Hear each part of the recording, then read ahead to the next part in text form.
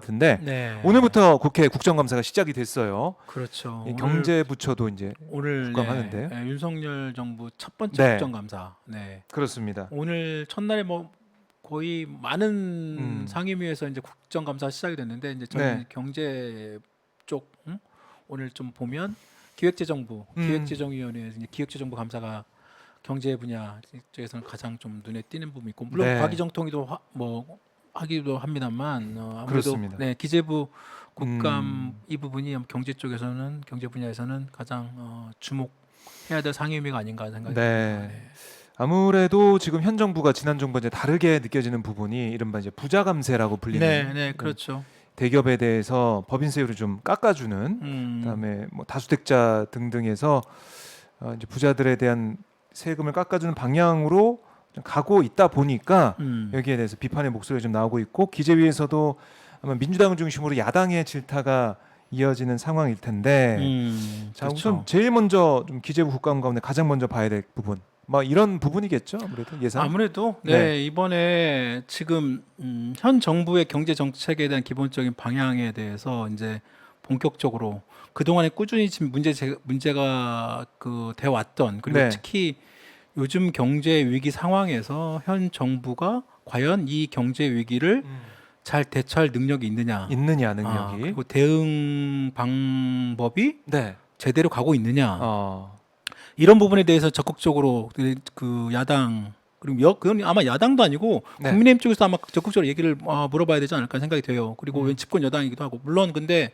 지금 윤석열 정부가 지금 이번 정부에 내세운 기조라는 것이 네, 아마 박 기자도 얘기했지만 음, 그동안 꾸준히 얘기했지만 세금 감면, 규제 음, 완화, 그다음에 민간 부분 활성화, 민간 부분의 경제를 활성화해서 경제를 살리겠다. 뭐 이런 기조였거든요. 네, 그런데 이제 그게 지금 아시다시피 현재의 그 고금리, 고환율, 고물가, 지금 같은 인플레이션 상황에서 그리고 지금 전반적인 그 글로벌 금융시장이 굉장히 지금 불안하잖아요. 특히 네, 미국의 또 지난번에 계속 얘기해 드렸던 그런 미국 주도의 금리 인상, 음, 자국 패권주의, 자국의 어떤 그 물가를 잡기 위해서 전 세계의 어떤 그 경제가 지금 침체 국면으로 빠져들게 하는 그런 네, 어떤 그런 와중에 지금 우리나라 이 경제 정책 방향이 맞나? 음, 근데 대표적으로 지금 최근에 이제 이따 말씀을 드리겠습니다. 최근에 대표적인 예시가 영국의 사례. 네, 영국 파운드화의 폭락의 배경에는 음, 지금 윤석열 정부의 그 감세 정책과 네, 거의 기조가 같은 기조와 같다. 네, 그런 얘기 있었잖아요. 예, 결국은 이제 영국 정부가 그 일부 자신의 어떤 그런 정책을 철회를 했습니다. 네, 철회를 한 배경에는 그 국민들의 적극적인 어떤 그 반대 의사, 지지율이 폭락을 했어요. 그리고 그래서 결국에는 영국 국민이 네, 그 보수당 정부, 새로운 보수당 정부의 그런 경제 정책에 대해서 반대 의사를 거의 한 70%. 그러니까 지금 윤석열 유사하네. 대통령 지난번 그 최근 나온 그 지지율과 거의 똑같습니다. 거기에 대해서 이제 결국은 거긴 또 의원 내각제다 보니까 손을 네, 들었죠, 영국 정부가. 네. 음, 그런 부분이 그 맞춰서 네, 지금 현 윤석열 정부의 경제팀이 과연 이 경제 위기를 제대로 헤쳐나갈 수 있을까? 제대로 이런 대응을 할 수 있을까? 네, 국민들은 지금 죽어라 하는데 과연 이 정부의 경제팀을 믿고 국민들이 갈 수 있을까? 네, 그게 이번 같은 국감의 핵심인 것 같습니다. 그래요. 국민의 신뢰를 회복할 수 있는 정부의 입장이 이제 나오게 될지 그리고 여당에서도 어떤 얘기를 할지 지켜봐야 될 것 같은데 과거 이제 법인세 인하 효과에 대해서 얘기한 적이 있었는데 맞아요. 네, 저희가 한번 했었죠. 이 논쟁이 다시 한번 불거질 것 같아요. 네, 아마 이번에 또 오늘 오전 국감에 일부 잠깐 나오기도 했고 아마 오후에 이제 지금 기재부 국감에서 아마 나올 것 같고요. 네, 그 이후에 있을 아마 이번 그 정 국감의 각 그 경제 부처에서 아마 이런 부분들이 계속 나올 것 같습니다. 아마 산자위든 뭐 재정 기재부 외에 또 뭐 정무위든 뭐 이런 네, 나올 것 같은데 핵심은 그거예요. 저는 한번 말씀드렸습니다만 과연 이 지금 현재 정부가 네, 오늘 그 추경호 장관이 그 국회 국감에 나와서 그 기획재정부 업무 보고에서도 그 얘기를 분명히 썼어요. 그 법인세의 감소, 그러니까 법인세 감세. 네, 그러니까 지금 현재 그 법인세 최고세율 있잖아요. 최고세율 25%를 22%. 네, 그 3% 포인트를 낮춘다는 거잖아요.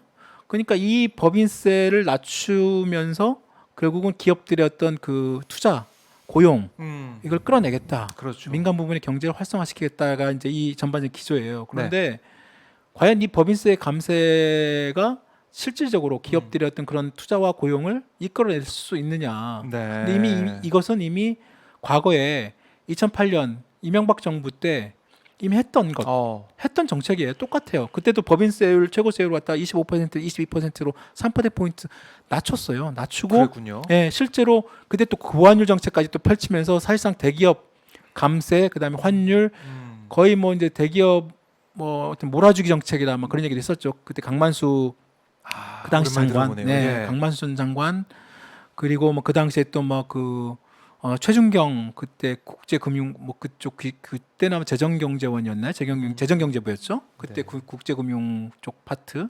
하여튼 그런 그 당시 강만수 경제팀의 747 공약 이런 거 있었잖아요. 네. 7% 경제 성장률, 네. 4만 달러, 세계 7위. 그러니까 747 공약 뭐 이런 거 오랜만에 들어보면 진짜. 근데 결국은 지나고 보고 결과가 보니까 이게 효과가 없었다는 거예요. 한번 저희 한번 옛날 표 한번 보여드릴까요? 표요. 그, 예, 한번 예, 보겠습니다. 표 한번 제가 막 애들 한번 보여드리는데 네. 법인세 그때 실효세율로 한번 그런 게 있어요. 음. 그러니까 우리나라 법인 진짜 세금이 높나? 이게 지금 현재 정부가 얘기하는 게 우리나라 기업들 세금이 높아서 투자가 제대로 이루어지지 않는다. 뭐 이런 얘기 많이 있거든요. 네. 근데 조세 부담률 이게 국제 비교 조세 부담률이에요. 이거는 실질적으로 그러니까 얼마만큼 이거는 이제 기업의 얘기는 아니고 전체적인 조세 부담률인데 우리나라 같은 경우에는 지금 뭐 정부에서 계속 우리나라가 너무 뭐 세금을 많이 내고 있다 막 그런 얘기를 하고 있지만 실제로 네. 이렇게 보면 한국이 어디 있습니까? OECD 평균이 33.5%고 조세 부담 24.2%인데 우리나라는 저 밑에 있잖아요. 저 네. 아래쪽에 20.1%가 그렇네요. 조세 부담률이고 전체적으로 한 28%예요. 그러니까 OECD 평균에도 아직 한참 못 미칩니다. 그래요. 지금 OECD 전체 국가에서도 약간 하위 쪽이에요. 뭐 덴마크 이런 데는 뭐 45%, 50%, 프랑스 50% 가깝는데 유럽에서 많이 높네요. 그렇죠. 그러니까 뭐 거기에 비하면 우리나라는 뭐 지금 엄청 낮은 축에 속할 수도 있고요. 이제 핵심은 과연 이제 이 기업들의 법인세가 네. 정말 높냐? 다음 표 하나 더 있어요. 저희가 한번 예전에 한번 보여드렸던 것 같은데 이게 지금 법인세 과표 구간별 네. 명목세율과 실효세율이에요. 명목세율은 말 그대로 그냥 딱 그 금액으로 딱 떠져서 이제 그 몇 퍼센트 세금이고 네. 실효세율은 이런저런 정부에서 그 기업들에 대한 그 세액이나 관련된 투자 이런 여러 가지 혜택을 주면서 실제로 혜택이 기업들이 있으니까. 얼마만큼의 네. 실질적인 세금 부담을 갖고 있느냐를 보여주는 거거든요. 네. 저게 2022년 국회에서 한 자료인데요. 네. 그러니까 올해죠. 근데 이제 거기 기준은 2020년 기준으로 해서 전체적으로 법인 수준에 있잖아요. 지금 현재 정부가 추진 중인 그 최고세율 네. 해당되는 그 기업들 지금 3천억 원 이상 기업들이거든요. 그 25%, 22% 나눠 떨어뜨려 주는 거예요. 3% 포인트. 네. 근데 그 해당되는 기업 수가 몇 개냐면 옆표에서 보는 것처럼 전체 2020년 기준 지금 아마 90만 개 정도 되는 것 같은데 신고 법인 개수가 83만 개예요. 83만 개 중에 네. 3천억 이상 0.008% 법인 수도 0.008%. 그러니까 이 네. 혜택을 받는 기업은 0.008%에 해당되는 기업만 그러니까 거의 83만 개 기업 중에 거의 0.001%도 안 되는 기업들이 혜택이 되는 거예요. 그 결국은 뭐냐면 저 해당되는 기업들은 재벌들밖에 없습니다. 그렇네요. 재벌 네. 대기업들. 그러니까 이 재벌 대기업들한테만 법인세 인하 효과를 주는 겁니다. 그런데 예. 그동안 이 3천억 이상의 재벌들이 그 세금이 24.4%가 명목세율이에요. 그러니까 지금 정부가 추진 중 25%에 비슷하죠. 그렇네요. 그런데 진짜 실제로 이 기업들이 실제로 지금 부담하고 있는 세금은 얼마냐? 네. 실효세율이 19.6%입니다. 아하. 그러니까 많은 혜택을 받고 있다. 이미 받고 있다. 이미 20%도 안 되는 세금을 내고 있는데 여기서 네. 다시 또 세금을 깎아준다는 거예요. 그러면 과연 이렇게 해가지고 이런 기업들, 그러니까 극소수의 대기업들한테 주는 혜택 이 금액인데 이렇게 많이 깎아주잖아요. 그러면 도대체 이걸 얼마나 깎아주나? 그 자료가 있었습니다. 실제로 이 법인세를 혜택을 이런 식으로 만약에 진짜 이 지금 윤석열 정부가 네. 추진 중대로 한다고 하면 지난 6월달에 그 어떤 증권사에서 분석을 한번 했어요. 예. 그때 법인세 최고세율이 아까 말씀드린 25에서 22, 3% 포인트를 낮추게 되면 네. 예를 들어 삼성전자 같은 경우 법인세를 갖다가 1조 5,900원, 1조 5,900억 원래 깎아준다고요? 깎아줍니다. 깎아주는 금액이요? 네.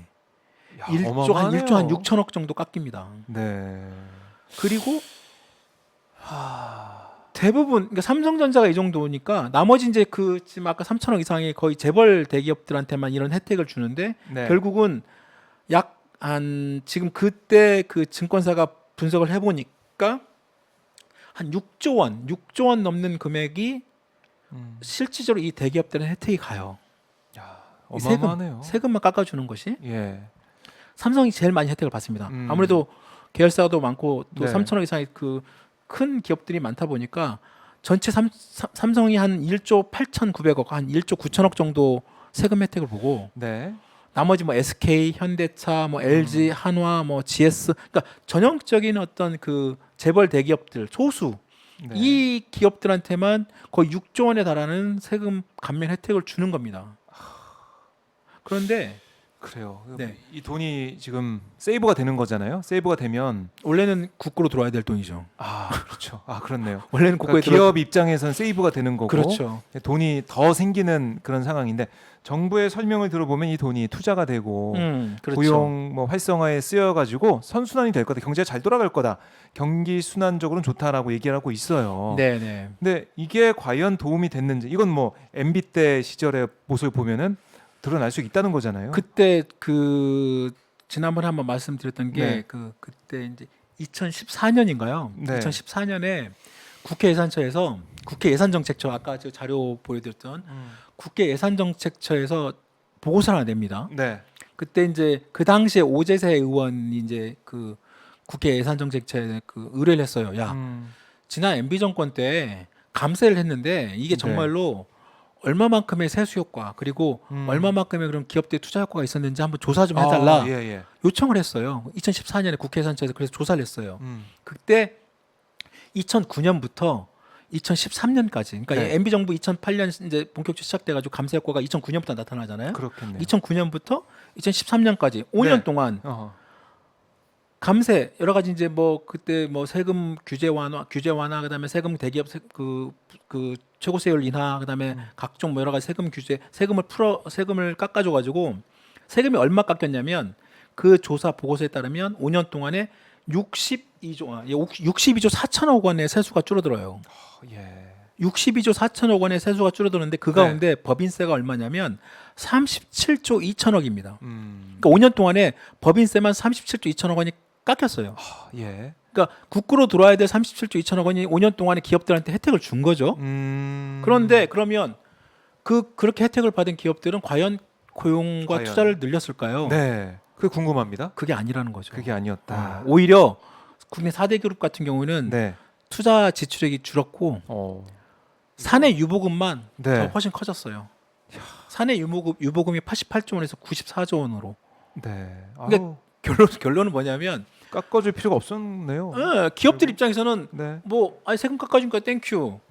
그리고 뭐 고용 늘리고 뭐 네. 내지는 뭐 투자 늘려가지고 뭐 고용 늘려가지고 세금 더 많이 낼 것처럼 생각했지만 그러지 않았다는 거고 결국은 세금은 세금대로 깎아주고 정부는 정부대로 세금도 못 받았으면서 네. 고용 일자리는 별로 늘지도 않았고 기업들 내부 유보금, 기업들 현금만 더 쌓게 해주는. 그러니까 그렇게 이미 이 감세 효과, 법인세 최고세율 인하에 대한 감세 효과가 없다는 것이 이미 8년 전에 이미 증명이 됐어요.